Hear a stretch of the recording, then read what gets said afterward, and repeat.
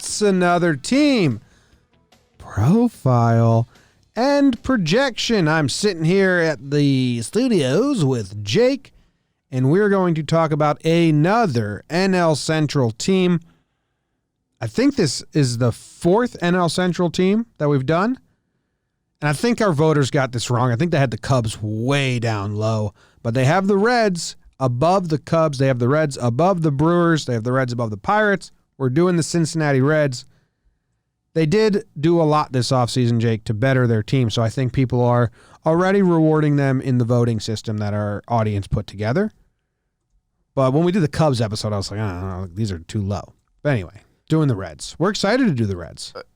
We're excited to do the Reds. I think the problem with the NL Central is that we are not surprised if 4 teams win the NL Central. Yeah, it's a crapshoot. So, I mean, that's where things get brutal. I mean, and we started running into better teams, I think, in the top 22, top 20 as we've been doing these. So, yeah, I mean, we feel that a lot of these NL Central teams could be interchangeable by the end of the year.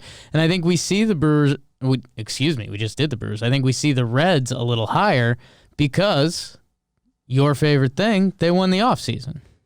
Their offseason is different than I thought because I'm happy with their offseason. I'm happy with the team they put together. I'm actually, I just pulled up all the info that we always look at. Sure.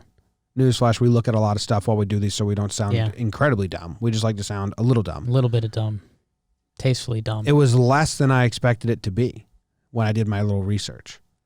Yeah. The last year's stats and the addition. So the additions are as follows. Nick Castellanos agrees to a 4-year contract. They got Shogo Akiyama. That's awesome. They got Wade Miley and Mike Moustakas. And, I mean, what should truly be factored in here was the Bauer trade. Yes. It was a trade for this season. And the Sonny Gray trade last offseason, because that wasn't for 2019 either, because they traded for Sonny and then signed him for an extension, and it's all coming together. Their pitching staff's amazing. I don't know if you want to start with there. Let's do it. Because I think you and I are going to end up I think we're going to end up being higher than we think because with Luis Castillo, Sonny Gray, and Trevor Bauer, I mean, you have a top 3 there that can dance with anyone. And honestly, DeSclafani and Wade Miley at the back end of the rotation is pretty nice too. Wade Miley had a pretty nice year last year. And I think DeSclafani, I think he's a talented guy as well. That if 31 starts with an ERA under 4. When you have those guys slotted in the back of your rotation, I mean 1 through 5, if they can keep those dudes healthy, I mean they're gonna shove. And DeSclafani, 31 starts, ERA under 4, ERA plus over 100. DeSclafani. It's a good season for him. It's a good season. And you know he's only 16. He's 16 years old. He was. That's not true. He was 16 at one point. He's 29 right now. He was 16. So, yeah, he's going to be 30 soon. Birthday coming up. So, congrats on when you were 16, Anthony. And he's done it in the past. Now. I mean, he had a 3.28 ERA. No, he's in 20 a solid games in 2016. He's a solid middle of the rotation guy, and he's a guy. That's what they're going to ask for him. They got three. They got 3 dudes and 2 guys in their rotation. 3 dudes, 2 guys. Yeah, that's fair. Thank you. That's fair. Which is good. That's a good way to make up 5. And I mean, Wade Miley had a pretty good year. So they've got a rotation and they've got the top end guys. I mean, Luis Castillo can pitch with anyone in this league. Sonny Gray, when he's right, can, and of course Bauer Outage, who struggled when he came over, but he's still very talented, and he kind of came over into a weird situation when you're traded at the deadline from a team that's in it to a team that's not in it. You don't see that happen a lot, and I think there was some bad luck involved. But Wade Miley. Yeah. Real quick, what do you got on his name? Don't love it, right? Don't like it at all. But no, it's tough. Would love the name Miley Wade. Oh, I was going to make that same point. Well, I was going to say his name's in the wrong order. Miley Wade. Miley Wade's a great name. Yeah. Wade Miley kind of blows. Wade Miley, yeah. Wade Miley. Miley Wade would bully Wade Miley.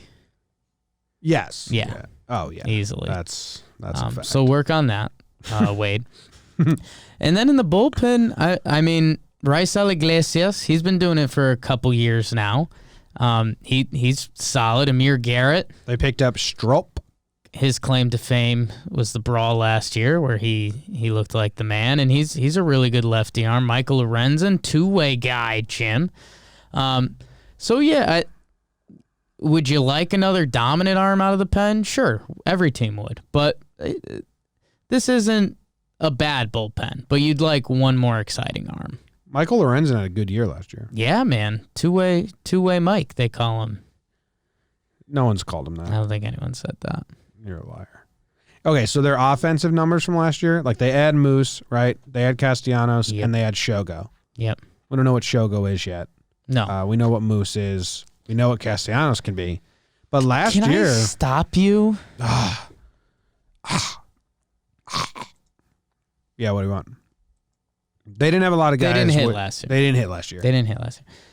But, so they brought in some hitters, like you mentioned. And they had Eugenio Suarez, who had the monster year. Went off. But, dude, they've got options, man. Because, okay, so you said Shogo Akiyama. We don't know what he is yet. Maybe he's good. Maybe he's not. I'll Google it. What is Shogo? But, dude, if they don't use him, Nick Senzel, a former top prospect from them, number 2 overall pick, he was the guy that was slated to be their everyday center fielder. He can play. He's versatile. He can move all over. Philip Irvin, he's a guy that he's done some stuff in AAA and at the major league level. Like, he's just a bonus piece for him. Aquino, I mean, they have dudes that Jesse Winker, I'm going into my Mel Kiper again. They have dudes at every position that can plug and play that, like, okay, if you're not into Shogo Akiyama, I could talk you into Nick Senzel. I just think they have guys, and they're going to be able to do some fun lefty-righty stuff. They've gotten a lot better offensively. Where's Aristides in all of this? So, if you don't remember, if you're not familiar, Aquinas Aristides. Fucking Aristides Aquino. Aristides Aquino. Yeah. Fight me. Okay.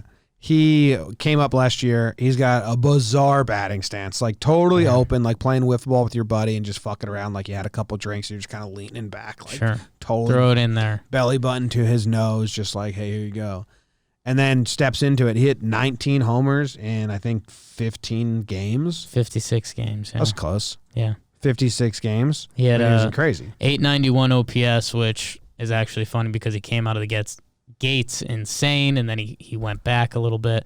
But yeah, I mean, right now he's kind of a bonus piece for him. Fangraphs has him starting the year in AAA, which I don't believe will happen. But I mean, the fact that that's even in the conversation, they've got some depth. Look at the squad pieces. they've put together. This is why I'm rooting for the Rays. Okay. They picked up Shogo. They got Votto.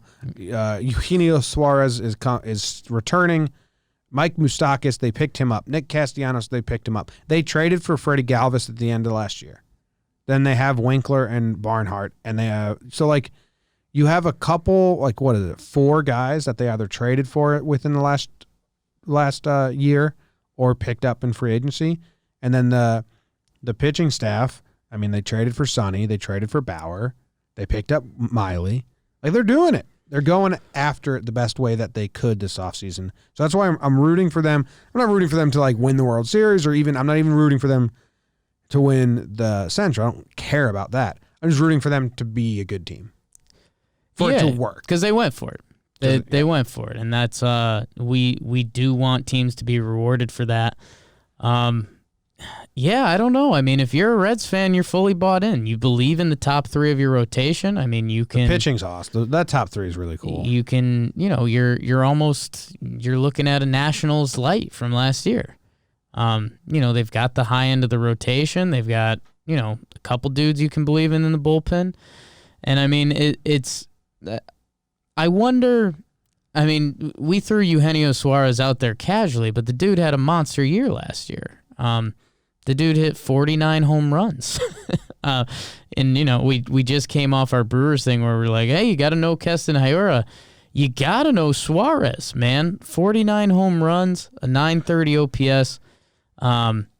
134 OPS plus. If the pieces, if Moustakas comes in and does his thing, which there's no reason to not believe he will, Castellanos versus lefties, absolute monster. And again, maybe it was a little bit of change of environment, which hopefully this Reds team has as well, as long as Votto's getting on base. And they could use one other batter to step up, whether it's Akiyama or Senzel, whoever it is. But this lineup is switchy and kind of good. Shogo's an on-base guy, at least in Japan he was. Like that. Like 380s, 390s. Him and Votto just taking pitches all day. Yeah, he had a career. His last season, 392 on base. His before that, 403. Before that, 398. Before that, 385. Before that, 419. So 1, 2, 3, 4. His last 5 seasons in the Japanese league, he's got an on-base percentage of 385 or higher. You going to talk about Tucker Barnhart? Our dude. Your best friend. I hate Tucker Barnhart. He'll be in here. I'm on the record for that. He's going to be crushed, man. He says nothing but nice things. Have a big year, Tucker Barnhart. Why do they have a number next to his name? Why does Baseball Reference do that again? Where are you looking? Bats both. Tucker's a switch dude. I think he's a lefty. Nah, he's both. I'm telling you, they have a hashtag. They have a pound next to his name on Baseball Reference, which means he's a switch hitter. Catching switch hitter from Brownsburg, Indiana. Nice. Tucker Barnhart. You think anyone else from his high school? Baseball Reference has him as a lefty only, so it's Fangraphs. So we've got a Fangraphs Baseball Reference fight on our hands. Yeah, that's weird. Baseball Reference has him as a switch hitter. Should we complain to both? Dude, you know what? I'm off Fangraphs, though. They piss me off sometimes. You dove in deep, and then they came back and nipped at you a little bit. So as a righty... You fall in love quick. As a righty, it says he has only 356 at-bats. So maybe he was a switch hitter early in his career, and he kind of stopped that. This is when Reds fans are like, these guys don't know These shit. guys suck. These guys suck. Producer Dave, get on that. Find out what happened with Tucker Barnhart and tell us by the end of the show. Appreciate you. How does he hit? Anyway, Tucker's a friend and a ally of JOMBOY Media, so we like him. Okay. It says his nickname is Barney, which is cool. That's Makes fine. sense. Barnhart. His full name is Tucker Jackson, which is great. Well, only 23 years old? What the fuck? that's not true. That's when he made his debut. DVD? Yeah. Tucker Barnhart's 29. Switch hitting in August. Of last year? August 2019, he started experimenting with being just lefty, and he's considering doing that forever from now on. All right, we got to get your mic in for next time, but So what I'm going to need you to do apologize to Fangraphs. is apologize to Fangraphs. I apologize to Fangraphs. And I was going to have you do something very different, but yours worked out. I also apologize for Tucker for not knowing that he gave up on switch hitting, which cracks me up. It's a tough day, man. All right, let's cut that. This blows.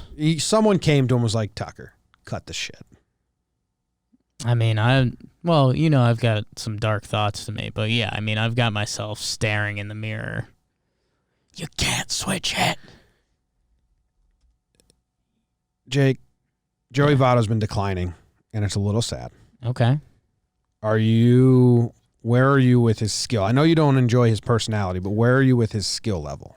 So, this is going to be a big year to find out, man. I mean, what would we normally be saying about a guy going into his age 36 season whose OPS has, went down 200 points last year and then went down another 75 points the year after that?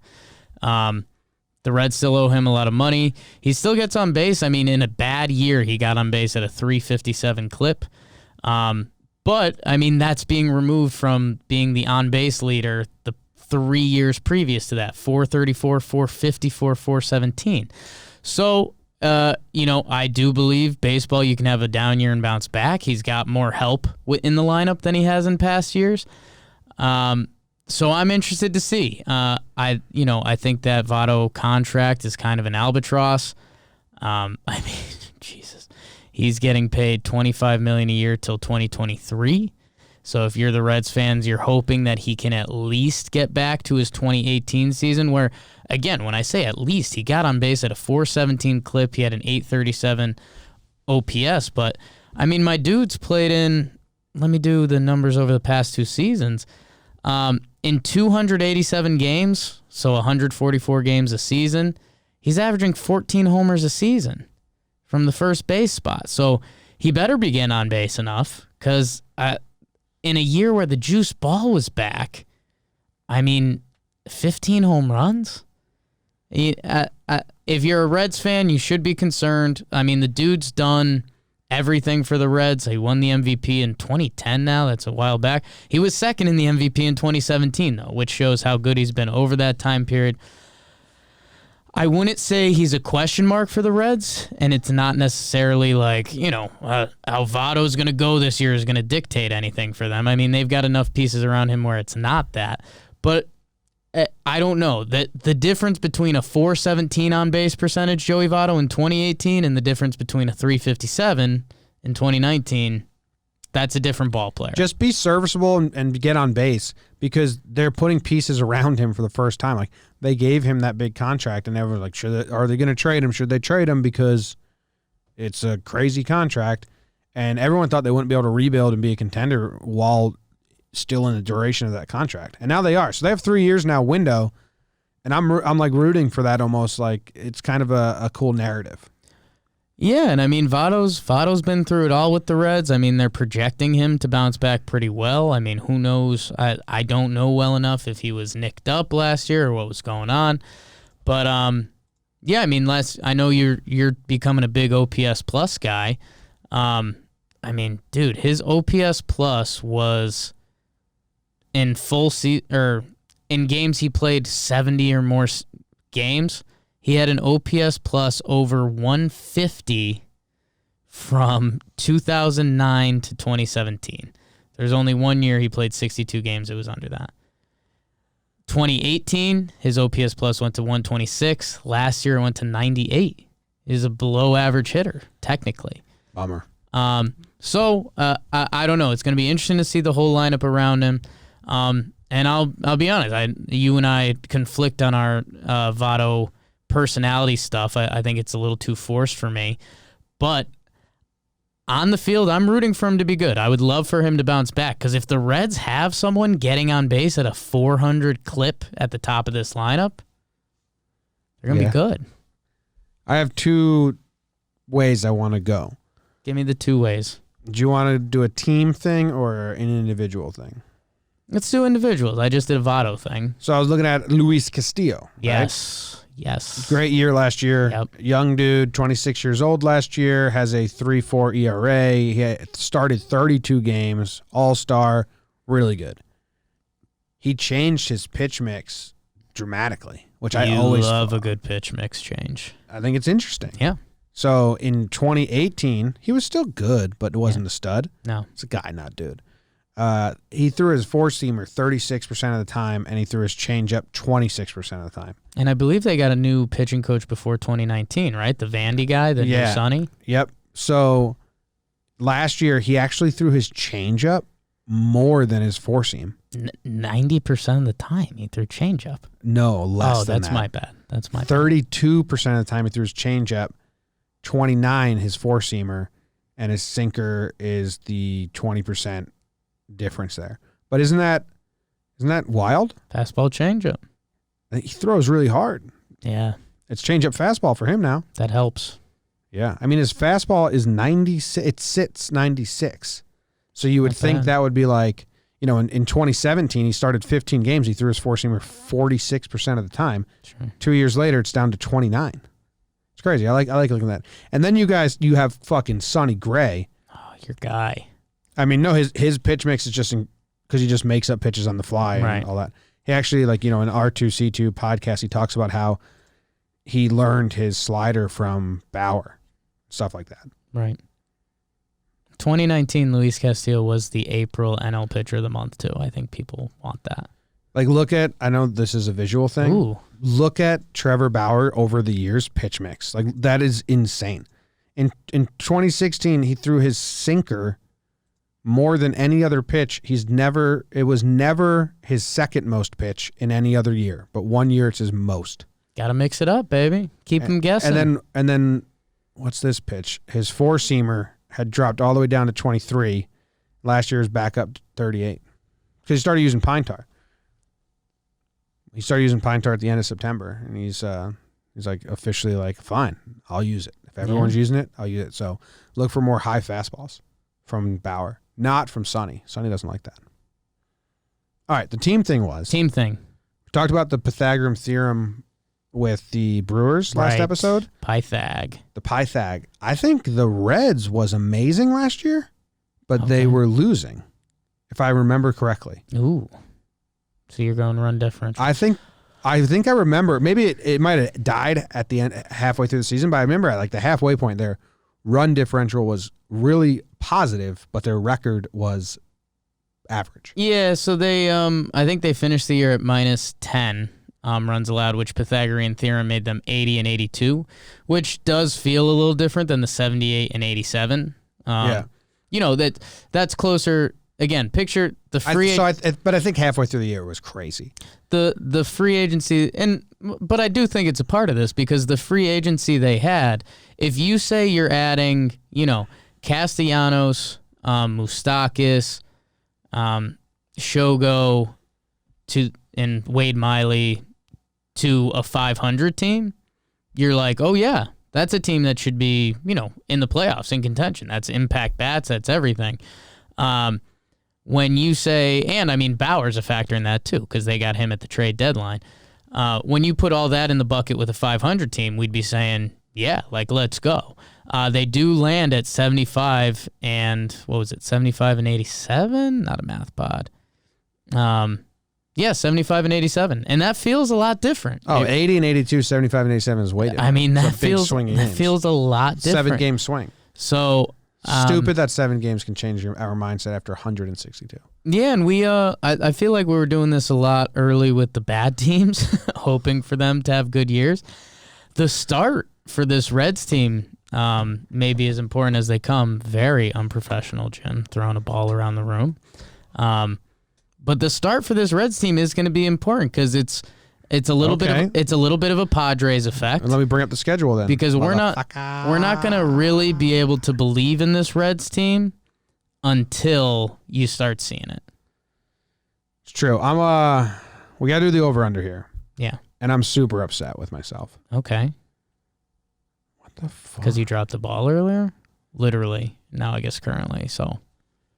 No, because I want to take the over, but now I want to have the over with the Cubs, the stuff. Brewers, and the Reds. Right. And I was just being nice to the Brewers. I would have rather take the over in the Reds than the Brewers. Sounds like a lot of you stuff here. That's what I'm saying. I'm mad at myself. So they open up against the Cardinals, then the Blue Jays, interesting, then the Pirates, then the Brewers and the Phillies and the Giants. So what do you think? That's okay. You want to... It's kind of our secret theory of baseball. It's like, hey, keep it 500 against everyone else and then beat up on the bad teams. So if they can do that with, the Giants and someone else in there was bad. Blue Jays and the Pirates. Yeah. I think Blue Jays are okay. But yeah. So I don't know. The Reds need to believe in themselves. The fans need to see it, and they need to not let any of the traditional NL Central powerhouses pull ahead of them, because that's just going to be a mindfuck. They come to Yankee Stadium in early April or mid-April. We got to get Tucker and Bauer in here. Did you tell them to come through? Yeah, Bauer. Yeah, for anyone that doesn't know, I went and flew to and hung out with Bauer and Clevenger. Well, yesterday as we were recording this. Awesome. They were really nice guys. Really. And I told them to come by, and they said, yeah. Perfect. I mean, they're trying to do media stuff. Amen. Get that. Over under. The over under is 82.5. Same exact over under as the Brewers. How about that? Was it? I believe so. I can find it again. Yeah. Cool. These might have changed over the course of spring. Right. They all got... They shouldn't have too much. No, not for these teams. But yeah. I'm going over. You went over with the Brewers? I went over with the Brewers. You go over with the Cubs? I don't remember. I think I went under because I think the whole David Ross thing is a little weird. I think I went under with the Cubs too. Okay. I did because I said like I think they're going to win, but doesn't matter anyways. You said that you shouldn't take the over under too seriously. So what do you feel about when you see the Cincinnati Reds in the over under? Over. And I took the under with the Cubs, I took the under with the Pirates. We'll see what I do with the Cardinals coming up. But I'm not too upset with myself anymore. Okay. Jimmy's not upset with himself anymore. Thanks for listening. I said I'm not too upset with myself. Yeah. The fun fact here that our producer wrote on the notes is that Trevor Bauer is the only pitcher to miss a start or something because of the drone injury. It's true. We talked about that. Do you know that I thought he was like trying to catch his drone or something? No. He was just playing with it. He was calibrating it at 3 a.m. in his hotel room. Turned on, sliced his hand. Yeah. Sucks. Dummy. That's how it goes. Life. That's how it goes in life and love. Thank you. If you're going to be dumb, you got to be tough. And we're out.